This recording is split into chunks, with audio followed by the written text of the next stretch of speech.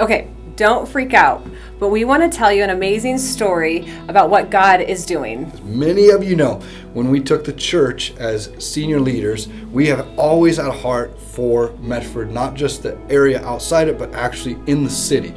You know, we lived down on Holly Street, and because of that, we were always driving in and out of the city and back and forth, and we saw over and over how God's heart was that we would be a church who was thriving and active and a part of something that's going on in Medford. And what we believe that's going on in Medford is not only a revival, but also a revitalization. And so we've been praying over the years for how God would lead us to be a part more of the city. And when we took this church, there was acreage next door, 3 acres sitting next door, and that open property.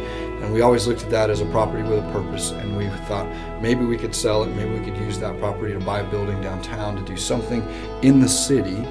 And as we've explored that possibility, something beyond what we could ask, beyond what we could imagine, beyond what we could ever hope for has come available. And we believe that God is doing an amazing miracle, which is why we said, don't freak out. Trust us and trust what God is doing. This is going to be a big deal. It's going to be a big step. But I know, and Kate knows, that where God is taking us is going to be an incredible place. But before we get into more of those details, we just want to give you some history of this property and then the property that has come available to us. Hi, I just wanted to share a little bit more of the history of Medford Foursquare Church. During the 1920s, 30s, 40s, there's tons of revivalist preachers coming up and down I-5, spending time stopping in Ashland and Grants Pass, and so often they would just skip right over Medford. And around 1940s, there's a ton of stuff happening everywhere. The city was hopping, and a couple ladies sent a letter to Foursquare Gospel office down in Los Angeles and said, send us a preacher so we can have a church here. We want healings, we want revival, we want it here. And so somebody somewhere read those letters, sent one of those traveling pastors here to plant a church over right off of Jackson Street, corner of Jackson and Central. They just found a building that they could meet in, really small, and we were able to be there for a few years. In 1944, the church was actually officially set up, had a signed document and everything from the Foursquare Church. Amy Simple McPherson signed it. And then they started thinking, man, we're part of the city, we want to build our own building. And right down Jackson, they decided to purchase a little piece of property on the corner of Jackson and Biddle, which, as most of us know now, that actually is right where I-5 is. They decided to, this is before I-5, they had a giant parade, and as far as giant parades go, in 1948, and they paraded down with their big signs, crossed the bridge there and says, we're building the Foursquare Church, we're building the Foursquare Church. And we have some pictures to show you of that. And they built a nice little steepled white building, probably put all their money and all their efforts into it as a community. The way they built churches in the past was just everything you had, you gave to it. And they had a sign on the front that said, Jesus Saves, Foursquare Church. It's a neon sign, totally awesome, wish I could find it. And they had the giant ceremony there. It's right across from Hawthorne Park. They're in the middle of the city, just loving on people, really growing. And later in the 1950s, early 1950s, it became clear that I-5 was going to become a whole West Coast. They were going to tie everything together, the highway from Canada to Mexico, and they were told that they were going to have to move. And I just couldn't imagine the heartbreak that they would have to this building that they worked on and poured into, and the influence they had in the city, in that place, to have to then be displaced and have that torn down, plowed over, never to be seen again because of I-5. They were given a small little amount of money, about $6,000, and they headed out to the property on Roberts Road. I think one of the coolest things for me, I've researched this city a lot, and I know that the I-5 corridor and what it did to our city is split it in half, north to south, or some people call it north-south, some people call it east to west, but basically split the town in half. And a lot of things that were happening in the city stopped happening because we spread out as a city. And what I'm so excited about this piece of property that we are looking at on Jackson is that you can stand in the front of that building and you can see those two locations line of sight with your eyes and realize that we would be back in the same place of influence and value for us as our heritage was started there for Medford Foursquare. Hello everybody. I walked on this field in 2000, 17 years ago, with a man who was old at the time, who was one of the original elders of this church in 1960. The church wasn't here yet. This was an empty field, as was most of the area here. And the church needed to find a new location because the freeway, I-5, was going to cross over the existing church property near the current Red Robin at I-5 in the Biddle Road area. And we walked on this field, and I was talking to a historian, and he told me that they had bought this almost 7 acres at that time for $6,000, and you can't buy a blade of grass on it now for that price.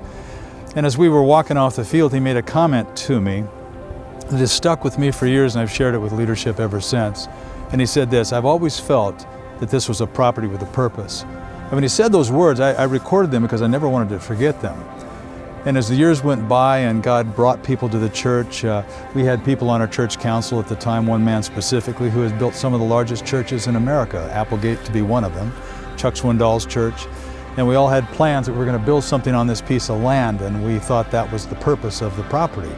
And I remember one day after the preliminary plans for what we were going to do were created, I walked out here before a council meeting with the plans in hand and looked at the property thinking I had the purpose of the property in my hands. And the Lord distinctly told me, he says, "Don't do this. This is not what I want on this property." And it shocked me. I asked him, "Did I hear you clearly?" And I knew I did. And I went back into the council meeting and sat down and said, "We're not supposed to build. Here's what the Lord said." And after a little bit of Q&A, everybody got on board with that, and we shelved it, and that was over 10 years ago. And today we have an opportunity, I think, to actually fulfill the words of that old elder from this church of many years ago, that I think we're right now about to step into the purpose of this property. But the purpose will not take place on this piece of property, but will take place in the core of our city, where we will return to a place that if you stood on the doorstep, you'd actually see the first 2 pieces of property this church ever had. I just want to invite you to this vision. Something's going on. God's got his handprints on this, and I want you to come with some of us that are already beginning to see this and join with this fulfillment of the purpose of this property. God bless you. Take care.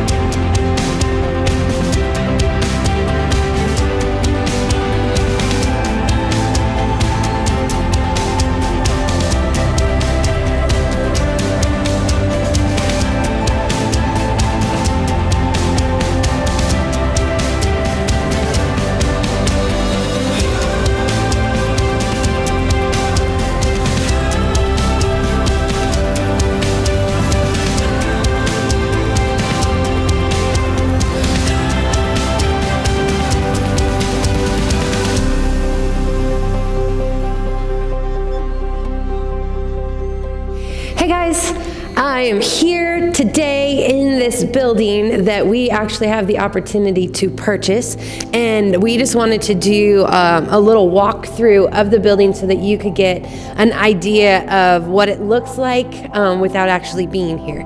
So we're gonna just start out in just walking through it and just kind of showing you some of the ideas that we have just for options of what we will use some of this building for. So first of all, this building is amazing.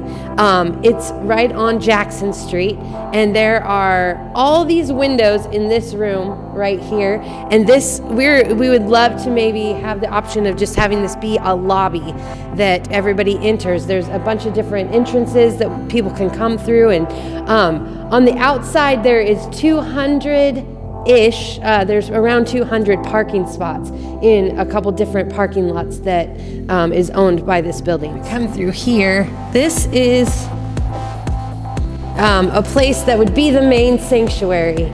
And so it's pretty large, and I'm echoing because it's so large. And our idea would be to maybe have the stage over in this area. And yeah, this room is huge. It's pretty amazing.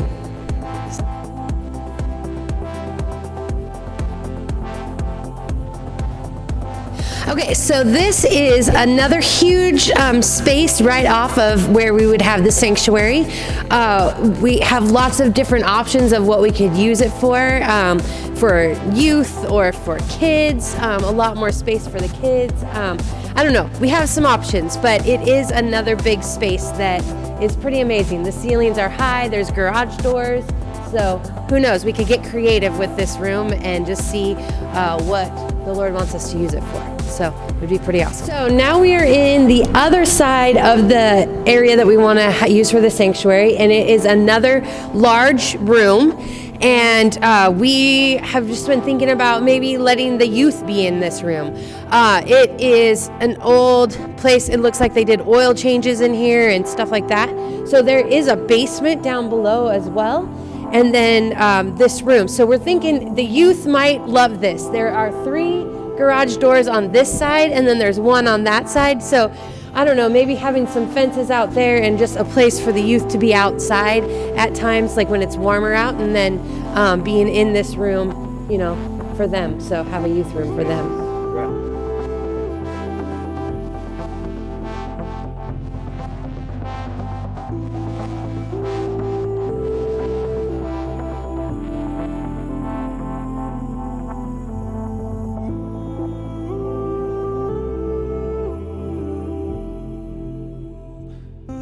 We are in is the second level, so there are 3 different ways that you can come up with the stairs, and it's going to be a little bit hard to just record that so that you can actually see what we're talking about, but there are hallways of lots of offices. So I'm talking many offices, and so we have some ideas of keeping some of those offices for you know, like the healing room stuff that Drew's going to be doing with his team. And then, you know, maybe some of our team will have a few places that we can have just offices to get some things done. But then another idea that we want to do is take out some of these walls and make some more space. Maybe it's for kids to be upstairs and have a lot of room upstairs, because there are so many offices that we don't really need all of them, but there's a lot of space. So it's very cool, just the opportunity that we would have to use all this upper space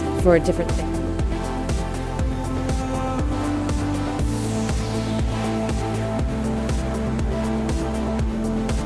Okay, so now we are downstairs. So all of the offices are upstairs, and then we are downstairs, and there is a pretty large room that we can use for many opportunities. We were thinking like Medford on the Rise stuff that we've been pouring into for the last couple of years. This might be an opportunity to use this area for that. We don't really know. There's lots of space, and so we just have some opportunities where we can use these rooms for whatever it is we need to use them for. Okay, we are so excited about this building. We are just blown away by how much room there is and how many of the dreams that we've been having for years as a church family, what we could do in this building. So I hope that you enjoyed looking around at this, and yeah, we're just excited to talk to you guys more about it. So there you go.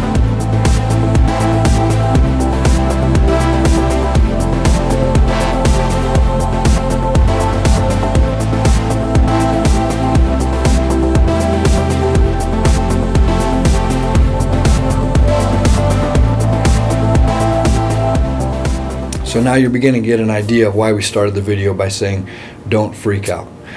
What we have before us is an incredible opportunity to do a huge and take a huge step of faith to move from the property that we're currently on and take our entire church and put it downtown in the heart of the city. We know how radical that sounds. We know that this is an outside the box concept, and we know that that can stir up fear in people. We want you to know that we are approaching this, pursuing God's peace, that we have a word from the Lord that is leading us, but we also don't want anybody left behind. This works if we all go together. This works if we capture God's heart and have a vision for what this looks like when all of us with one heart, linked arms, believing in God and filled with His Spirit to move into our city, to physically be present in the heart of our city. When we're all on that together, this is how this is going to work. So we're inviting you not to be fearful, not to feel like we're in a hurry or in a rush. We're inviting you to come with us. The reason that we're so excited about this is because we can see it and we know that it is a miracle that we are watching unfold before us right now. We started with 6.4 acres at Living Waters, and we have petitioned God over and over to give us the heart of this city and show us how and to lead us into the heart of this city. We took that 6.4 acres and we held on to it. We chose not to expand. Even though our services were overflowing, we chose to not go into debt because we wanted to be flexible, to be available for what God might want to do. And that 6.4 acres that has sat here and been faithfully stewarded by so many people is now worth $1.65 million, and we have an offer on the table to sell that property. At the same time that we're considering selling the whole property, we are presented with an outstanding building downtown that is 36,000 square feet where we can all meet together. It is surrounded by parking lots. It is surrounded by a city and a revitalization project that's already happening in the city. It is a place that is not only central, it is also safe, it is inviting, and it is ready to explode for His kingdom and for His purposes. That building could be worth millions of dollars, but we have an opportunity to purchase it for $1.275 million. What I'm telling you is that we get to move from a 4,000 square foot building outside the city to a 36,000 square foot building in the heart of the city, and we have $400,000 left over to pour into His purposes that He has for that new building. We are inviting you to pray with us. We're inviting you to believe with us. We are inviting you to take a huge step, a huge risk, to go forward and to pursue with us God's heart for the city of Medford. Don't freak out. Pursue the peace. Join with us and come along for an incredible journey.